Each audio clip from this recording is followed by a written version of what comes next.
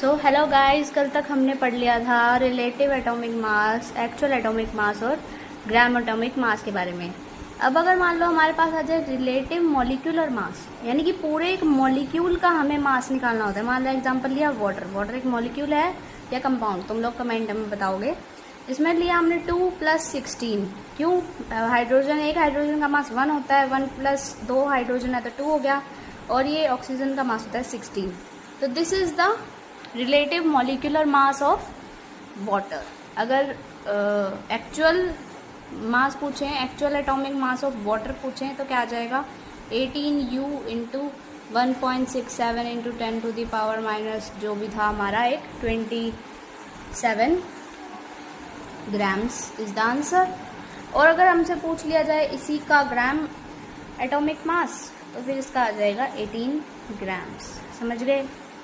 या फिर ग्राम, sorry atomic mass नहीं बोलेंगे, ग्राम मॉलिक्यूलर मास और एक्चुअल मॉलिक्यूलर मास। ओके, अब हम करते हैं about the concept of number of molecules. Moles कैसे निकालते हैं? मोल्स काफ़ी इंपॉर्टेंट है, पूरे चैप्टर में आपके मोल्स यूज़ होने वाला है हर क्वेश्चन में।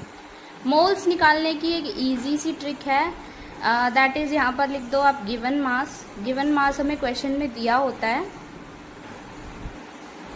और यहाँ लिख दो मॉलिक्यूल्स, नंबर ऑफ मॉलिक्यूल्स।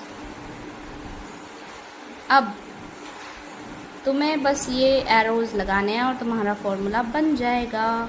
अब given mass upon divide by molecular mass जो होता है वो होते हैं हमारे मोल्स, और मोल्स इनटू जो मॉलिक्यूलर मास होता है वो होता है हमारा गिवन मास। ठीक है, इसमें भी यही करना है। इसमें डिवाइडेड बाय जो होगा हमारा एवोगाड्रो नंबर, और इनटू भी होगा हमारा Avogadro number.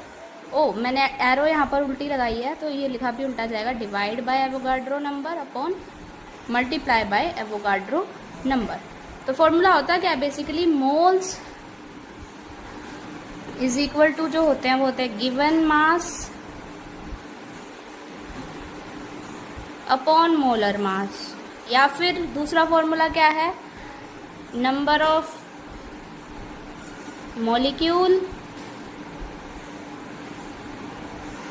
Upon Avogadro number. Avogadro number is 6.023 × 10⁻23।